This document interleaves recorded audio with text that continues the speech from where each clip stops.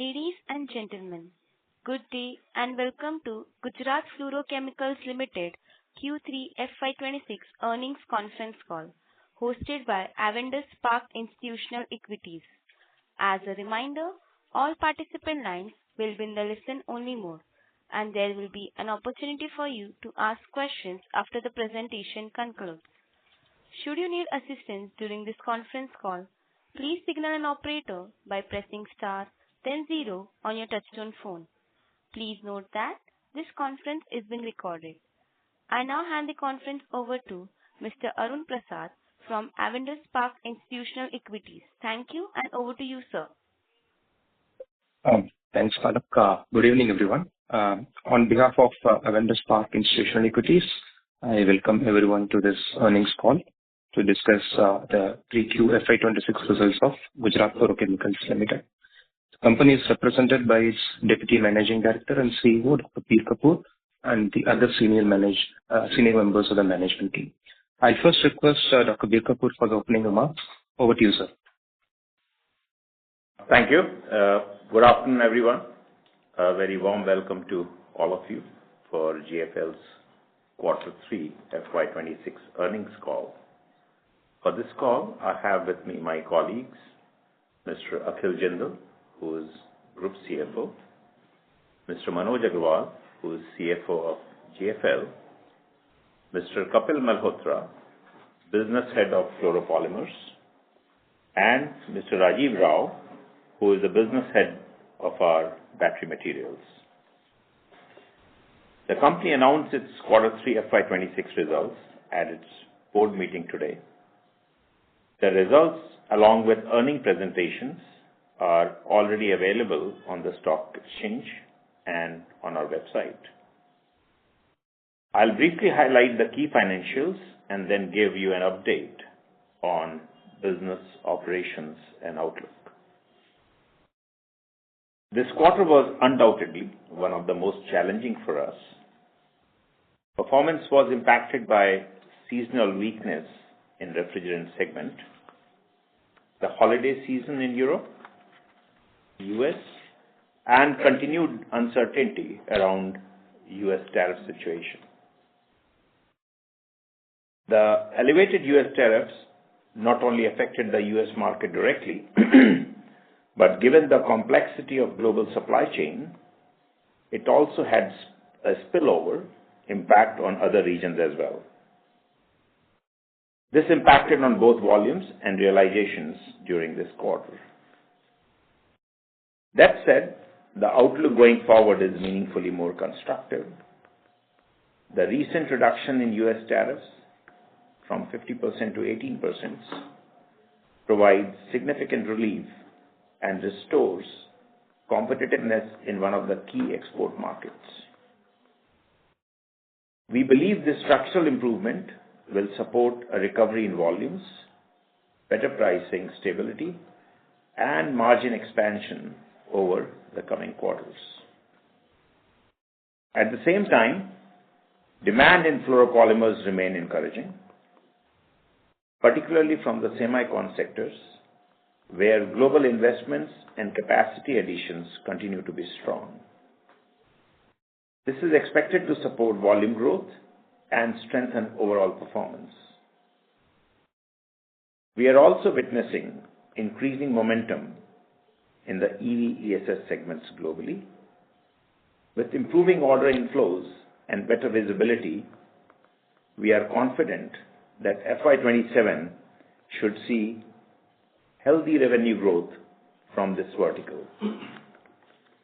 Overall, the combination of tariff rationalization, commencement of R32 production, faster EV ESS adoption provides a stronger foundation for recovery in both revenue and profitability. Let me now briefly touch upon the financial performance.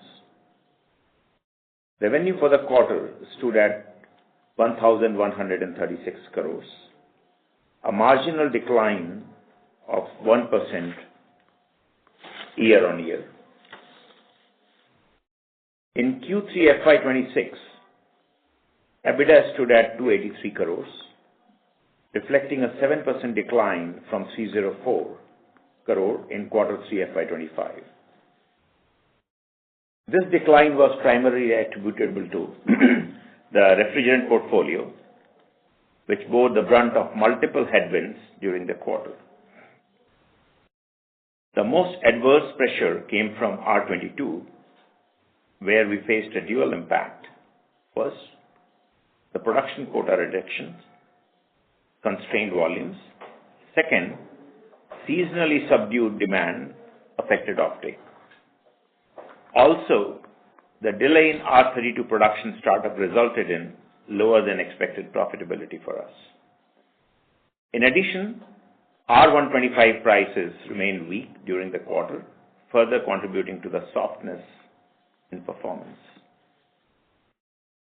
Despite these near-term challenges, the underlying fundamental of the business remain intact. As seasonal demand normalizes and refrigerant volume picks up, we expect improved profitability in coming quarters. Let me now walk you through the performance of each business segment. The fluoropolymer segment delivered healthy growth of 14% year-on-year, though revenue declined 3% sequentially. The quarter-on-quarter moderation was primarily due to uncertainty around U.S. tariff policies, which led to cautious ordering patterns and temporary deferment of demand in key export markets. With the recent tariff reduction, we are seeing improved customer sentiment and better order visibility. We expect strong momentum in this segment going forward, supported by structural demand drivers, particularly from the semicon industry. In the fluorochemical business, revenue declined by 33% year-on-year and 24% sequentially. The decline was largely due to refrigerant business, as explained earlier. The specialty chemical remains subdued, reflecting near-term demand softness.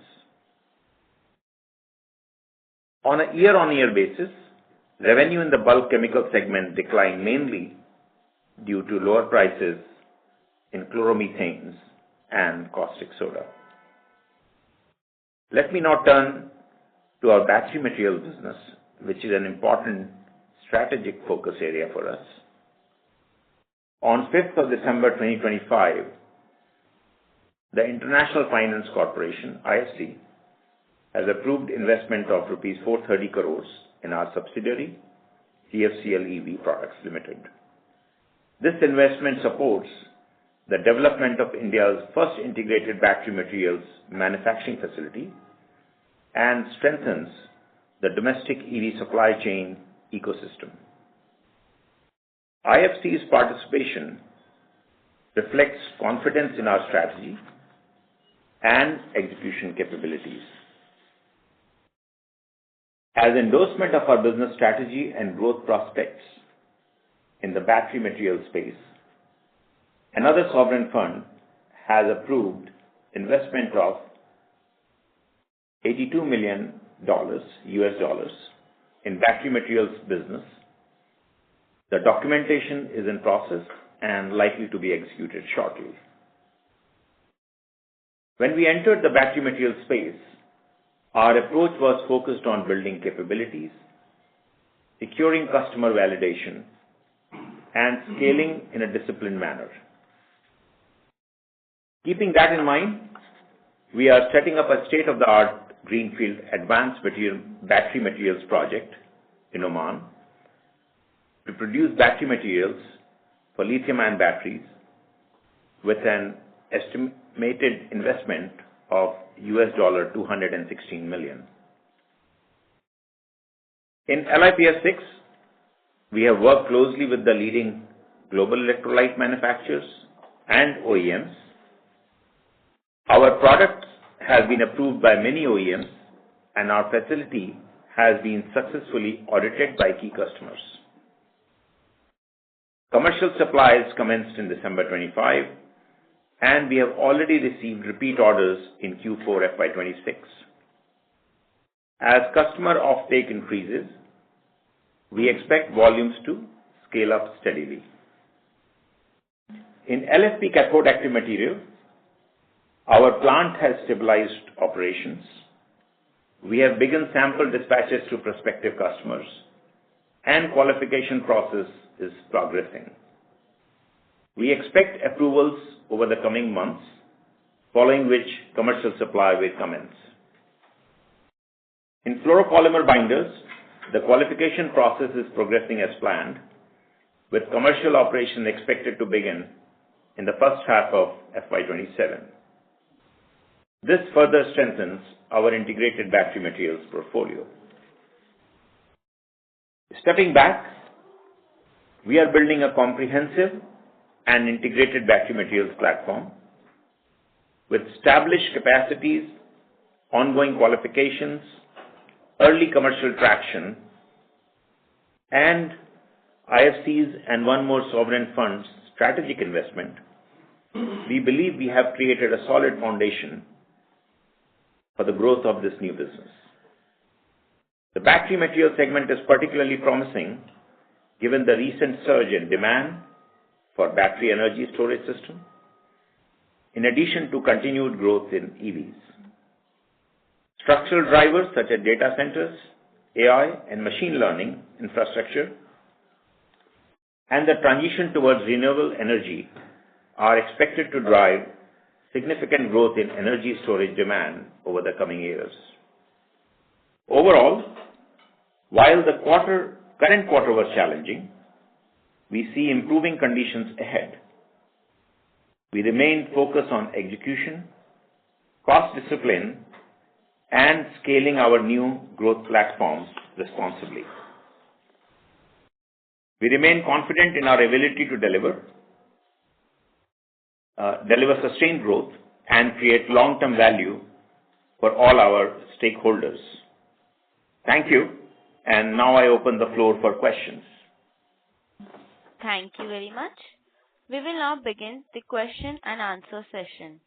Anyone who wishes to ask a question may please press star and 1 on their touchtone telephone. If you wish to remove yourself from the question queue, you may press star and 2. Participants are requested to use handsets while asking a question. Ladies and gentlemen, we will wait for a moment while the question queue assembles.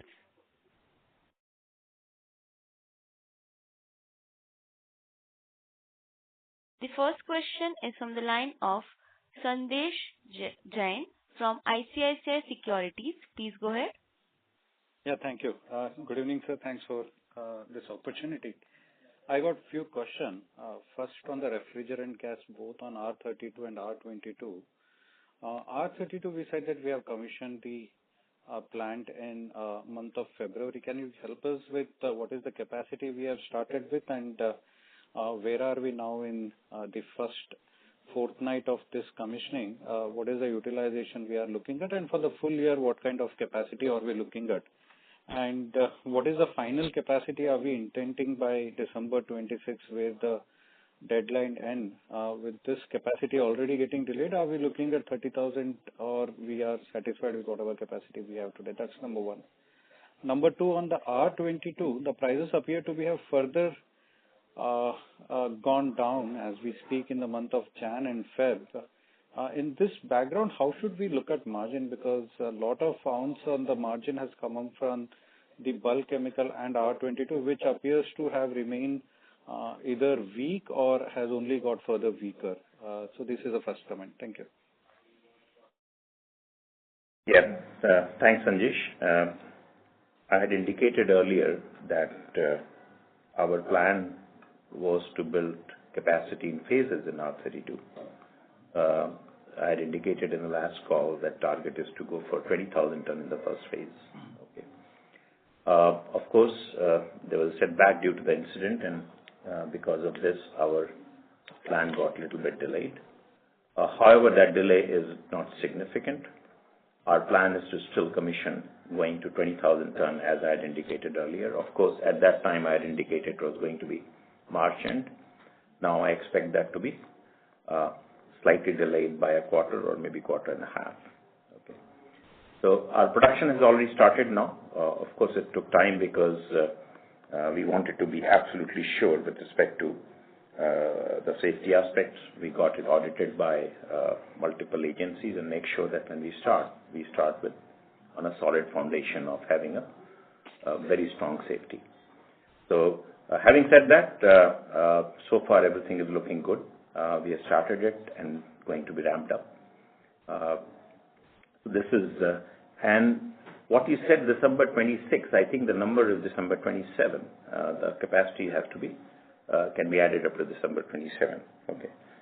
Of course, in the previous call also I had indicated that the long-term plan is to go to 30,000 ton, which is, or go up to our quota that has been, that we have today. So that plan still remains intact. But however, in the first phase, we will go up to 20,000 tons. Okay. Now, coming back to our 22 capacity we started right now with? It will be ramped up to 20,000 ton. It's starting in phases. It's going up right now. Okay. Got it. Okay. So coming back to R22, of course, the prices have been, low. Realization have been low, and also by it's a double whammy in a way. However, going forward, we are looking at in this sector positive because of not only R32 but also 125, which prices were also subdued, and partly because of the U.S. tariff, and partly, once we have an R32, it takes us to 410 as well. So I think our outlook on refrigerant section going forward is positive from here, Sanjesh. Got it, sir. My second question is on the fluoropolymer side of the business. You rightfully said that PFA is picking up for the semicon. How about the other fluoropolymer? Because we are still, after all this effort, and there were legacy players who went out, and all those factors, we are still at 14% growth. We aspired for 20, we are still short of it. How should we look at this year and the next year? I'll add first part here, and then I'll let Kapil take over from there. The first part is, yes, when we have looked at the growth and given you the number, there were multiple factors in, which we were counting on. Of course, one of them was anti-dumping duty, where, of course, as you know, DGTR had recommended anti-dumping duty, which was eventually not approved by the Finance Ministry. That, of course, has eroded few percentage points from the growth that we are looking at. And, of course, the tariff situation has deferred quite a few of the buying decisions. Okay. So combined effect of these two, in a way, has taken, more than a quarter off from what we were targeting earlier. That's what I add. Kapil, please. Hi, Sanjesh. Kapil this side. Hi. So just continuing with what Dr. Kapoor has mentioned, that first was the fact that we were counting some growth coming from the domestic market itself due to the anti-dumping duty recommendations, which were actually not accepted by the Ministry of Finance. Coming to the other fluoropolymers in other parts of the world, so we have done well in some of the elastomer categories. We have grown there, taking some market share from our erstwhile legacy players who are going out. Secondly, the other thing which I had also mentioned last time is that in these applications, there are always qualification times also from the customers. So they always keep some stocks from the legacy players in check, and then slowly start approving, and then once the stock reduces, they start onboarding us. So that particular process is on.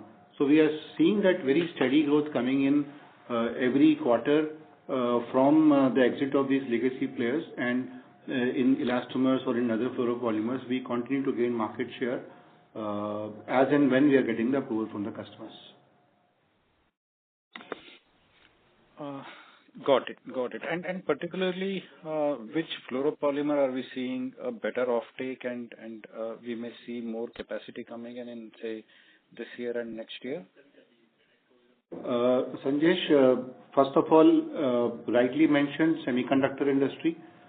You must have also seen that we were mentioning that semiconductor industry is poised to grow from start of this year, which has started happening.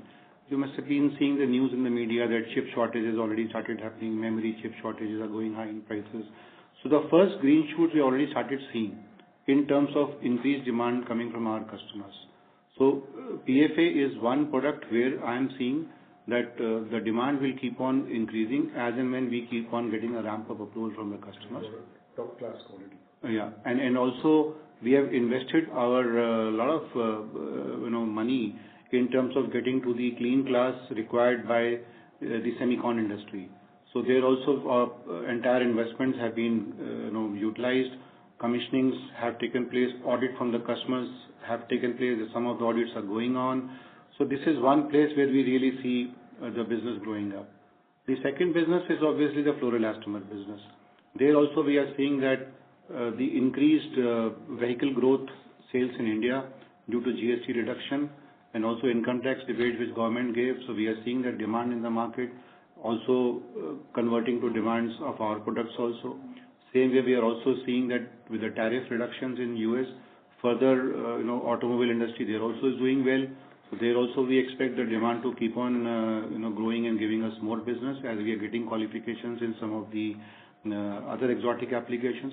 And then we are also, since it's an engineered product, so we are also getting some requirements of the new applications. That's where we have also developed some of the newer grades which are under qualifications or they have got qualified. So there also we see a growth coming in next year from these particular products. And they are high value added products for us. Got it. One last on the inventory side. We were aspiring 120 and we are exactly on the other side of it at 201. What's driving such a sharp increase in inventory and why are we carrying so much of an inventory? Any particular reason for it? Yes, Sanjesh. Let Kapil answer that. Yeah. So Sanjesh, here we were actually building up the markets and we expected some of the stocks were built up in expectation of some of the orders coming in. However, last year we saw that in the last quarter also as it was a holiday period in USA, Europe, and also some of these slowdowns happened due to tariffs also, that we had to hold some inventories with us, either over here or in our stock warehouses in other countries also. So that's how the inventory went up. However, it has just offtake has started and we are seeing the diminishing inventories right from the beginning of the last month. So what is the aspiration on the working capital? Because it appears to be too stretched now, eating away all the capital for us. Where do we want to be in the working capital days? Earlier we used to talk of 120, now at 200. Where we realistically can be, say, in a year's time frame? So what we are targeting, Sanjesh, is somewhere around maybe 170 to 180 is what we think is a realistic number going forward because of our our business model is based on stock and sell and also shipping material early from here. So keeping that in mind. So of course it's on the higher side at the moment for the reason that has been explained by Kapil. Okay. Got it. And on the battery side, one last story on that. What is the aspiration for FY27? Where are we targeting now that we are looking slowly commercialization happening? How does FY27 and FY28 look for battery chemical, particularly FY27? How does the order book look like? What is the potential? What is the potential revenue we can book? I mean, it would be, let me see the way we started, Sanjesh, is we started building our first plant so that we can get it qualified and then slowly ramp up. So if you look at today, the first plants are already materials in, for example, in LiPF6 cases qualified. So our supply has started. Okay. LFP also, the plant is commissioned. We got the right quality level. It's going through the qualifications. The issue is that unfortunately in products in EV and ESS space, the qualification times are long. Okay. And the more critical the product is, the longer the qualification time. Okay. So while we expected revenue to trickle in this financial year, which is happening, We expect 27 and 28 to be a growth year for us. Okay. So it will be difficult for us to give you the exact projection of 27, but our order books for the capacity that we have built up today looks very healthy. So for the plant that are already there, we expect to get fully utilized probably by the end of this year. Okay. We have put around 1,700 crores of asset. Correct. If I'm right. Correct. What is the asset turn we are looking at? And when we say full utilization, that means asset turn we had always given, Sanjesh, on the mix. 2x. On the 2x product. And then again, some products are higher, some products are lower. So it also depends on product. Once the plant gets fully utilized over a period of time, we intend to get that, but I'm not so sure whether the same turn would be achieved. It all depends on how the different product lines are getting. I'm telling even if we talk about 1x kind of an asset turn, we are talking about what? Potential 1,700 crores of revenue in FY27? But 1,700 crores is right now commissioned at the moment, but there is also, there are plants which are raised, for example, electrolytes. Electrolyte is for the Indian market, which is a little bit on the slower side, has not picked up. So we are looking at the global market, Sanjesh. Okay. Some of our products are for US market very clearly. Electrolytes are based for Indian market. And as the market picks up, these capacity will get utilized over a period of time. To just be more specific, how many orders are commercially approved for us? As in LiPF6, in LFP, how many of the customer has commercially approved us? See, LiPF6, we have several approvals. Let me put it this way. Okay. Because multiple electrolyte players have visited us, including OEMs. Okay. And typically the way it happens after qualification, the supply is ramped up in a phased manner. Okay. So that process has started. That's a very good part. That there is a confidence of customers on our capability to deliver, and that ordering process has started. Okay. And we expect this to continue to grow. LFP is at very early stage. It's just got plant got commissioned. We just got the quality. The samples are being sent out. So while I can say that we have a very clear visibility to order for the capacity that we have right now, the qualification time will take a few quarters, and then the revenue stream will start coming up. So will it be fair to assume that only LiPF6 as a revenue will be booked in FY27? FY28 is when LFP will start, and electrolyte with how the India picks up on the battery side is how one should look at it, right?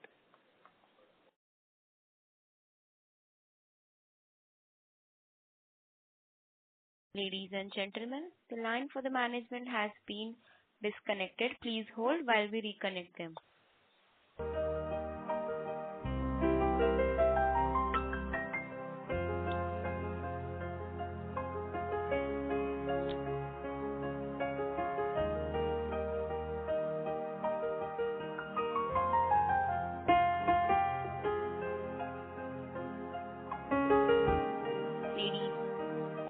Ladies and gentlemen, the line for the management has been reconnected.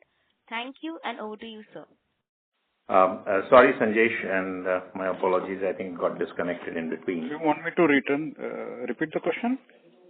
No, I remember the question. You were asking. All I can say is that the capacity that we have right now, we expect to get fully utilized by 27, 28. Because this year will be the ramp-up growth period for us. No, it appears that only LiPF6 can ramp up this year because electrolyte India manufacturing is still a little away. LFP, we said few quarters away for all the approval process to get, so probably only FY28 story. So what we are left in FY27 is only LiPF6 salt manufacturing. And possibly some electrolyte will also pick up, and the binder as well, which you missed. Got it. No, that's... Because binder is at the final stages. The commercial trials are going on right now in the customer factory. It's going into the commercial cars right now as we speak. So that will be expected in the second half of this financial year the order book to come, orders to be we'll start shipping up orders for PVDF. That's very clear. Thank you, sir. Okay. Thank you for patiently answering all those questions, and best of luck for the coming quarter. Welcome. Thanks, Sanjesh. Thank you. Thank you, sir. Ladies and gentlemen, to ask a question, please press star and one now.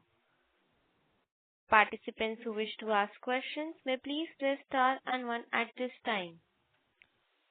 The next question is from the line of Rohit Nagraj from 360 ONE Capital. Please go ahead. Thanks for the opportunity. So first question is again on R32. We believe that the deadline for putting up the project was end of 2026. I think in your comment you said end of 27. So just want a clarity on this. And a light question to that in terms of market for selling R32, which markets are we looking at? Is it domestic, export? And if it is both the markets, what kind of mix at optimal utilization that we are looking at? Thank you. My understanding, Rohit, is that it's December 27.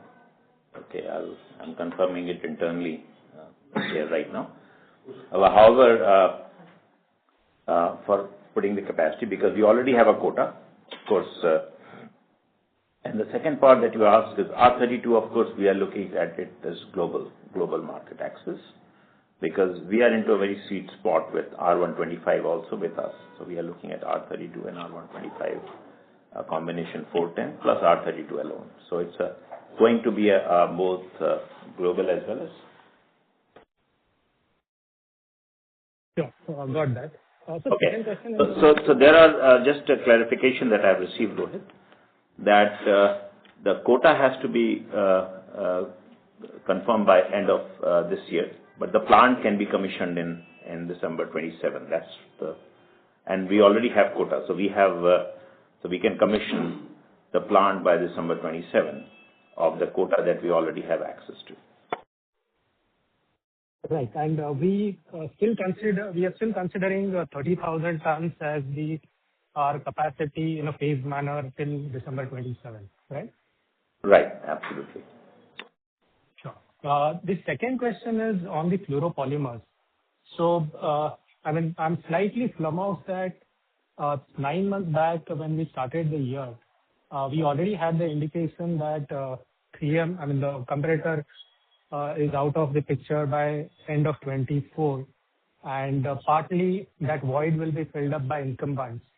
And obviously, in anticipation of that, even the customers would have got the validation from the incumbents for their supplies.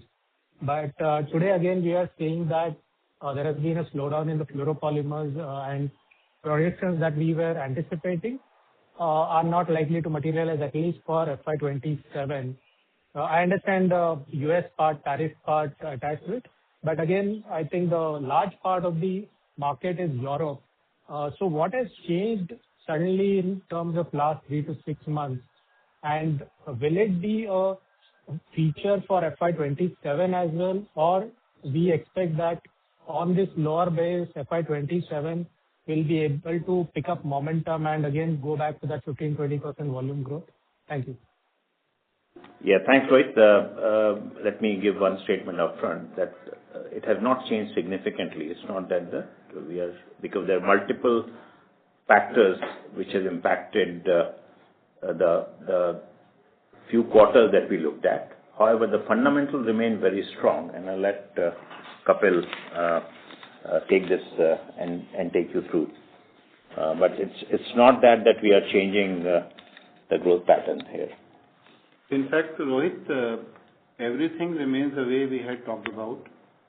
The first thing which I had mentioned just a couple of minutes back was that what happens is that once any existing player is exiting, they have some commitments of 6 months or 1 year to the existing customers. So they keep some stocks for them. That's one.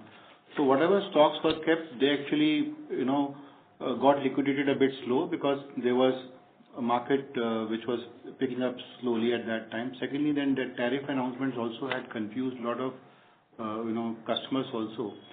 I'll give you one very specific example. One of our very good customers in USA, he had qualified us for a particular replacement from the existing incumbent.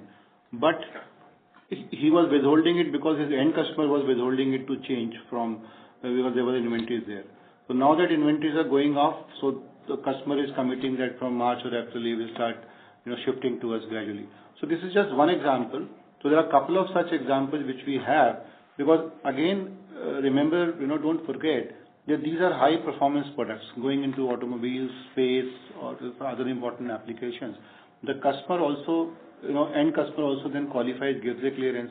Sometimes the inventory stuck up in between also, creates a bit of a hurdle.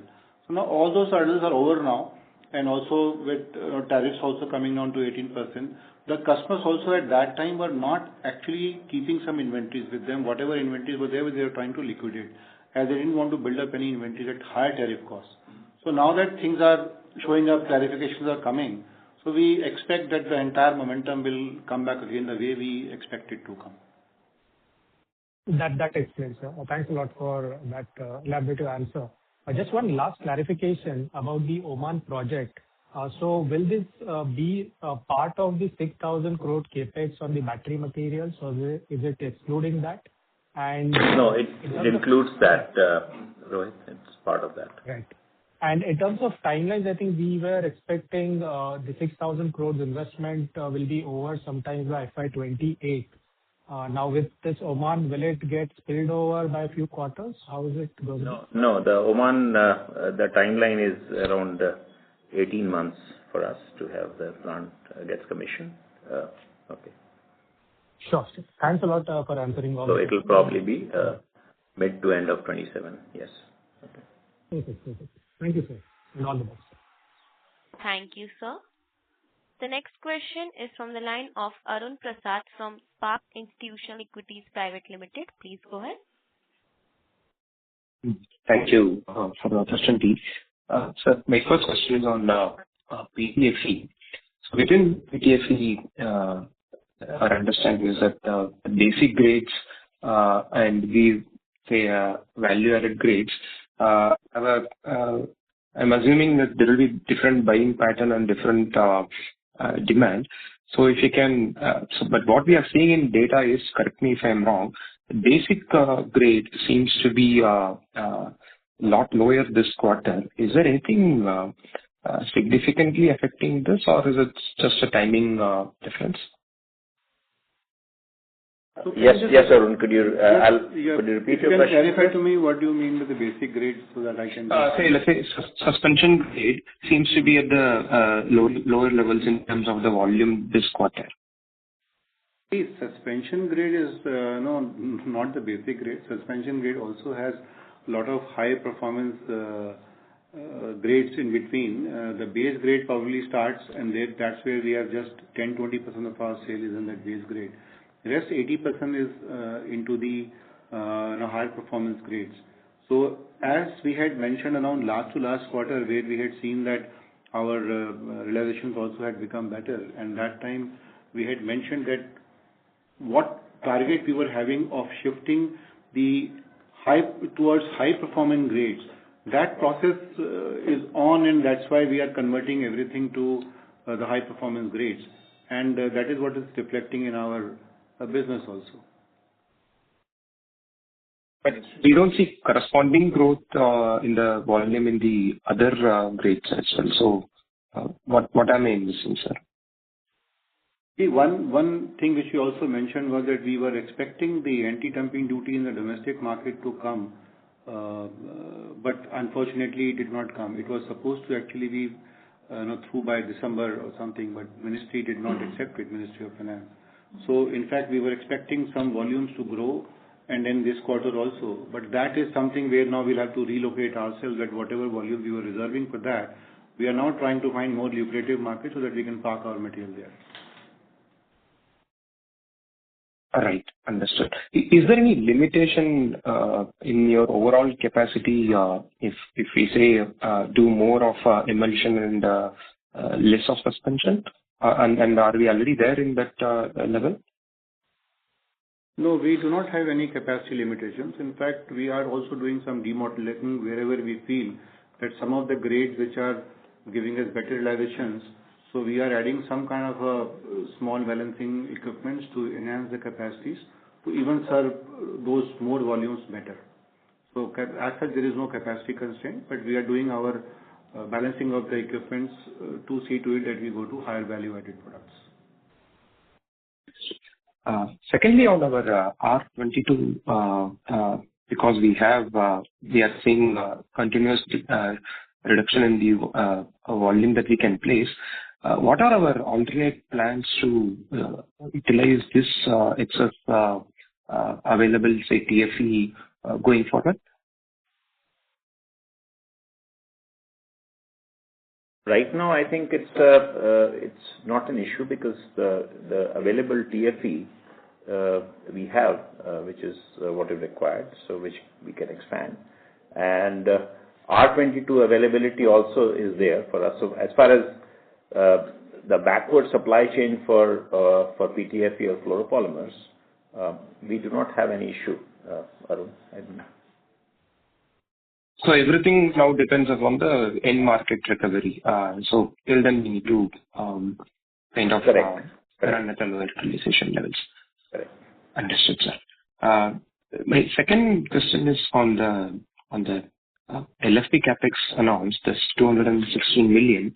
This is the total capex for the entire site, or is it phase-wise?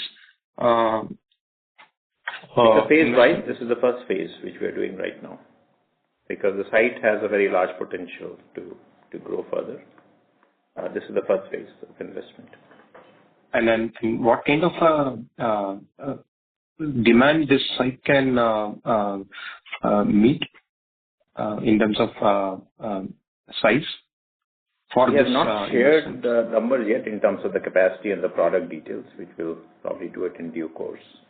So we are holding on to that information as of now, of course, for the obvious reasons of because we are now this is probably for the global market, and we are trying to make sure that it should not, we do not lose any competitive advantage by giving some numbers like that. Just make us understand, sir, what kind of competitive advantage we have in versus say other geographies, even versus India. So, how competitive in terms of capex per ton and OPEX against say Chinese or other competition in say Europe? Of course, as we had always said earlier also that focus of our market, of course, is the U.S. market. And Oman as a location is on a sweet spot because it has a FTA from US, and of course we have also signed an FTA with India. Oman has signed FTA with India. So I think from that perspective, I think it has a certain strategic advantage. And there are other advantages as well, which would be difficult for me to share a lot more details. But definitely it has a lot more strategic advantage for us to be there. Okay. Is the capex competitive to say a Chinese plant? That is what I'm trying to understand. For the scale that we are putting up here. Yes, it's in the same line. How disadvantaged or how better we are? Of course, the Chinese capexes are of course right now the most lowest efficient. But however, it's not very far from that. Okay. So it's obviously Oman being a country where we'll have to bring all the equipment and machinery from outside. The capexes are expected to be higher. But nevertheless, when we look at the entire OPEX and CAPEX combination, I think it has a strategic advantage for us. That's okay. And finally, on the LiPF6, are we looking to sell mostly in these spot markets? Because now with the LCE price going up, salt prices also seen good traction. So will this be a benefit for us, or have we locked much of our capacity or whatever in terms of contractual prices? I'll let Rajiv handle that, but just to tell you that a lot of the pricings are sort of a formula-based pricing. So Rajiv, you want to answer? Yeah. So most of our LiPF6 pricing with our customers is based on a formula with lithium carbonate as a reference. So as the lithium carbonate fluctuates, so will our LiPF6 pricings, and our margins will be intact. That's the way we have structured our contracts, and our customers also like it so they don't have the volatility of LiPF6 pricing going very high or very low. That's the way we are operating. But having said that, Arun, the Chinese prices were very low. They were sinking. However, we have always said, I've said it in earlier calls as well, that our price points, of course, are very different. We are actually a non-PFE supplier, which gives a certain advantage, not only on accessing customer base, but also on the price points.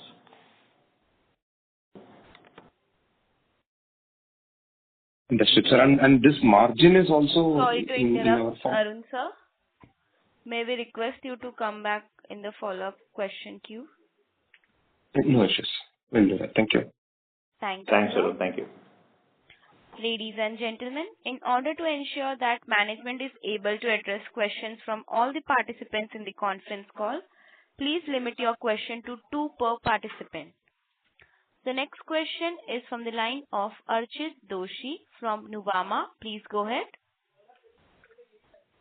Good evening, sir. Thanks a lot for the opportunity. I'm sorry if I'm being repetitive. I joined the call a bit late. But just wanted to get an understanding on all these 4 elements within the EV product subsidiary. And great to see progress over there already. But if I take out, for example, India, or exposure to the Indian geography in terms of revenues or EBITDA, in all these 4 product portfolios, LiPF6, the cathode active material, electrolyte, and the fluoropolymer binder. How are we faring on the export front? And let's say if one has to hazard a guess for F27 or F28, ex of India, how do we look at scaling up these product portfolios?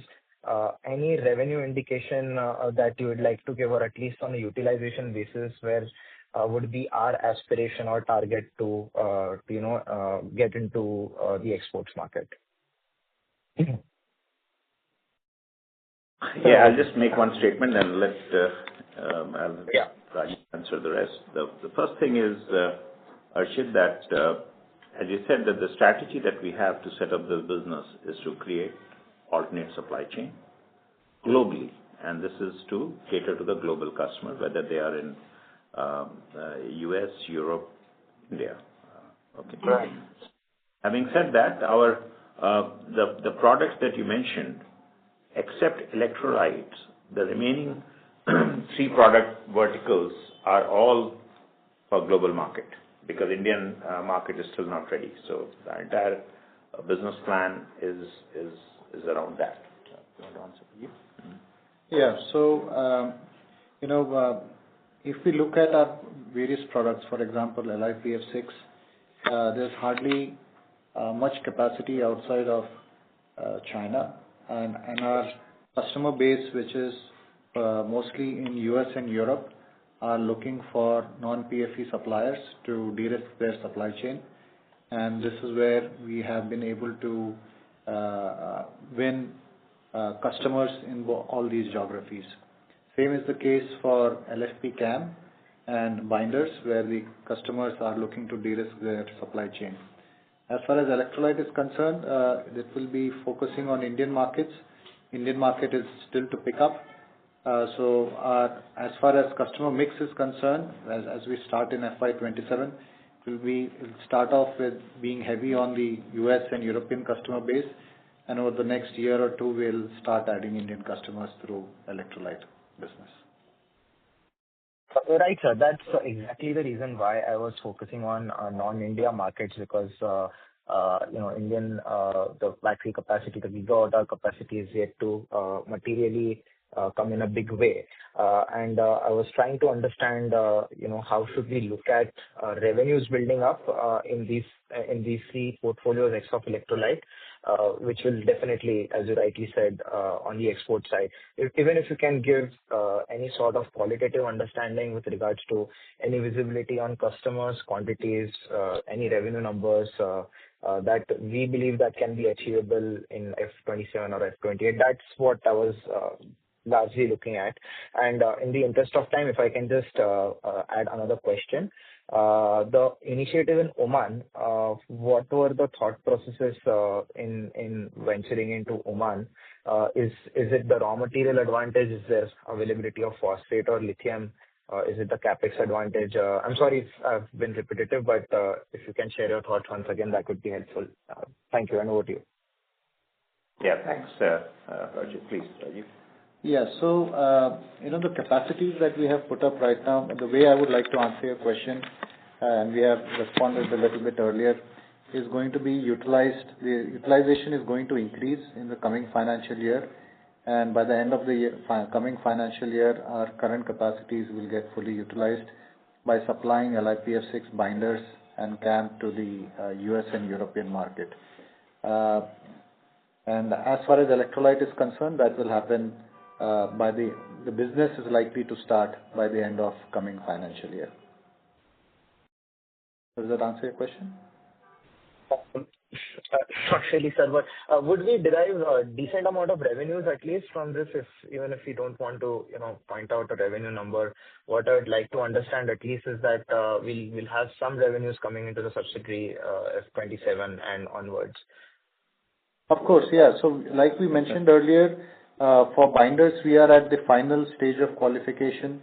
So by the second half of financial year 27, we expect that business to get going fully. For LiPF6, we already started getting orders in December of 25, and we have got repeat orders for Q4 of FY26 because we have approvals from major electrolyte players, global electrolyte players, which serve the US market and therefore are consumers of LiPF6. So that business has already started and is going to pick up steam right from the beginning of FY27. So there is going to be a revenue stream for salt from the beginning of the financial year, binders from the second half of the financial year, and LFP CAM also is going to start somewhere in the second half of financial year 27. So there is going to be an increasing revenue as we go into FY27, and FY28 all our capacities will be fully utilized. Sure, sir. So one final bit on the Oman bit, if you can address that question as well, that would be my final one. Thank you and all the best. Yeah, on Oman front, of course, there are, as I mentioned in the earlier question, that there's a certain advantage we have because of the location, because that geographical location gives a certain advantage in terms of the, supplying from Oman has tariff advantage in certain markets. Also, accessing raw materials and skill sets in Oman is easier. So it's not. So there's a definitive advantage of setting up a facility in Oman. Okay, that's the reason. And looking at again at a global market and creating a supply chain which is at a scale which is globally competitive. Sir, any raw material advantage there? Availability of phosphate or lithium or other nearby companies? Not at the moment, but yes, it will eventually happen over a period of time because there's an entire ecosystem which is being set up in that region. And of course, energy costs and prices are we have certain advantage there, with the gas as well as power. Right. Sure. That's it from me, sir. Thank you and all the very best. Thank you, sir. Thanks, sir. The next question is from the line of Ketan Gandhi from Gandhi Securities. Please go ahead. Yeah, sir, this regarding infusion of capital by Oman government. They have invested in the subsidiary of GFCL EV, the Oman part, and previous all investment happened in GFCL EV India.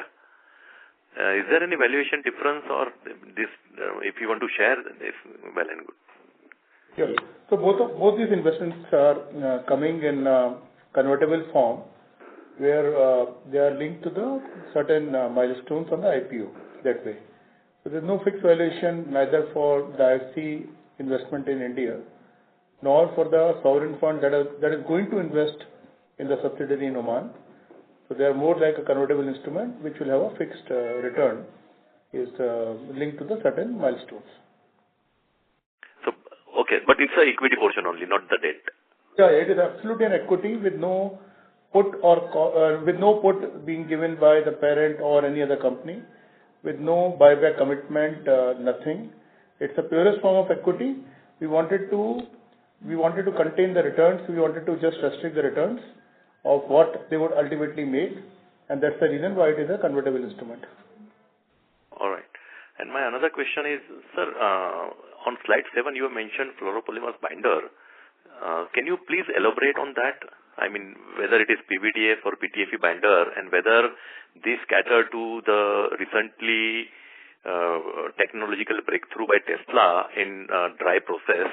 I'm not telling that we will be supplying to Tesla, but just to understand that this will be of that grade whereby our PTFE binder can be used in the dry process.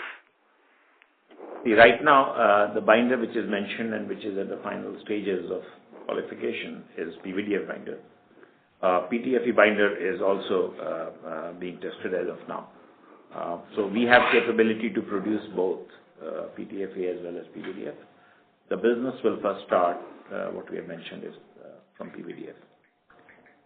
And sir, after the breakthrough done after 5 years by Tesla in dry process, if that is being adopted by all the other battery players, is it possible that we may see a shoot up in the demand of the PTFE of that grade, and whether we are capable to produce that much grade PTFE?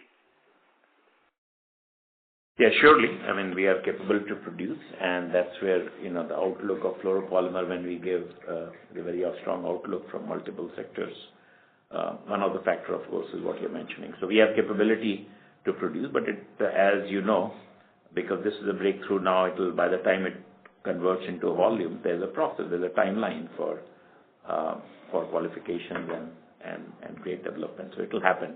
Certainly, it's a wonderful opportunity for our PTFE business.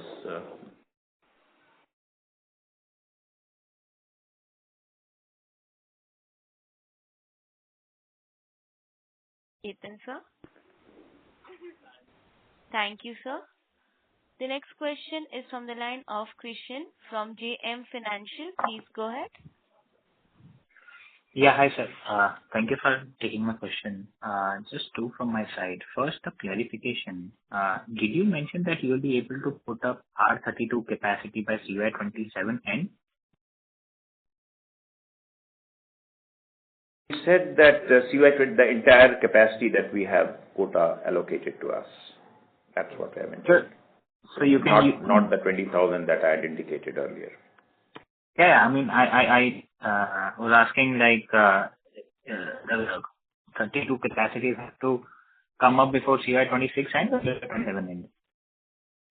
No, we have already started our first phase of R32 capacity, which I had mentioned in previous calls. Mm-hmm. Initial capacity that we are putting up is 20,000 tons. Okay, and this we were supposed to do it by the end of this financial year, which got delayed, and then eventually. So what we'll do is we will commission this capacity very early in this calendar year, and then subsequently the second phase, the other capacity will be planned. Okay. So the second phase, by that, so I think you produce close to 19,000. That we have not really indicated any timeline for that, but of course, if it has to be done, we'll do it prior to December 27 as per the requirement. That is what I was checking. What is the requirement? Is it has to be the plant has to come up before CY27? Is that the requirement? The plant has to come up by CY27, correct. The quota has to be, but whomsoever has to receive quota, that will happen by end 26, but the plant capacity cannot come up by 27. So far we already have a quota. And yes, go ahead, sir. Yeah, so that's what I was saying, that we already have, we still have not reached our quota limit by 20,000 tons, so we still have a quota available to us. So we will, in the second phase, we will see what all capacity based on the market requirements and other scenarios. We'll take a call, but we have time till December 27 to add capacity. Okay. And just the last bit on that, so you produced close to 19,000 tons of R22 during CY19. This is my understanding. Correct me if I'm wrong. 65% on GWP basis translates to close to 32,000 tons of R32.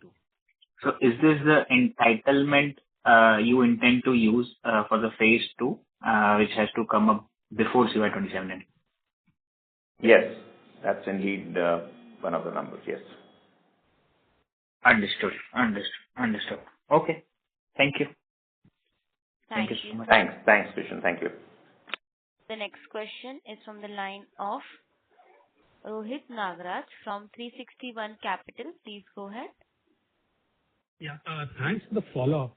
So under the fluorochemicals vertical, we also have the fluoro specialty which goes in for pharma agro applications. We haven't heard on this part of the piece since a fairly long time, given that we are more focused on the downstream of fluoropolymers as well as the battery chemicals. So is there any revenue contribution coming in, and whether the margins are in line with our company-wide margins, and whether there is any focus on this, or probably this will just stay as it is for the time being? Thank you. As of now, Rohit, we do not have much focus on that particular segment. So we have certain products which are continuing, which we intend to continue, of course, and those have been picked up based on certain margin expectations. So we are not really investing in that segment as of now, because there are so many other opportunities that we have. So we are so far not focusing much on that particular segment. But that, of course, has a revenue contribution, which is included in the vertical that we have shown in our presentation. Great. And just one last clarification on the IFC fund front. So have we received the funds, or will we be receiving in near term? Yeah, that the necessary compliance with respect to that IFC disbursement is all done. There was an AGM which was to be done for the shareholders of EV, plus other statutory requirements. They are all complete. The funding should be done pretty shortly. I mean, maybe in a week's time or so. Okay. That's all. Thank you. All the best. Okay. Thanks, Rohit. Thank you. Thank you, sir. Ladies and gentlemen, that was the last question for today. I now hand the conference over to management for closing comments. Thank you so much. And let me close this call reaffirming our growth plans. Fluoropolymers continue to do well despite some temporary hiccups, be it the US tariff or demand from some of the industries getting pushed forward. Our long-term growth and plans are firmly in place for fluoropolymer business.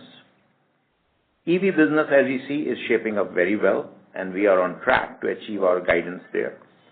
There's a huge interest from the customer worldwide, and we are emerging as a credible large alternate supply chain partner for most of our customers outside of China. The large global marquee investors' participation in GFCL EV re-emphasizes the deep value in this segment. The biggest dent this quarter has been from the refrigerant segment, mainly from the volume and price dip of both R22 and R125. We believe this should recover going forward. Also, the value creator for us this year going forward in this segment will be R32 sales ramp up, which we are expecting to start from Q3, which has now been pushed to Q4. So with this, I would like to thank you all for your interest in GFL and GFCL EV, and appreciate you being part of this call. Thank you very much. Thank you, sir. On behalf of Avendus Spark Institutional Equities, that concludes this conference call. Thank you for joining us, and you may now disconnect your lines. Thank you. Thank you. If you found this video helpful, please like, share and subscribe to Concall India for latest upcoming Concall.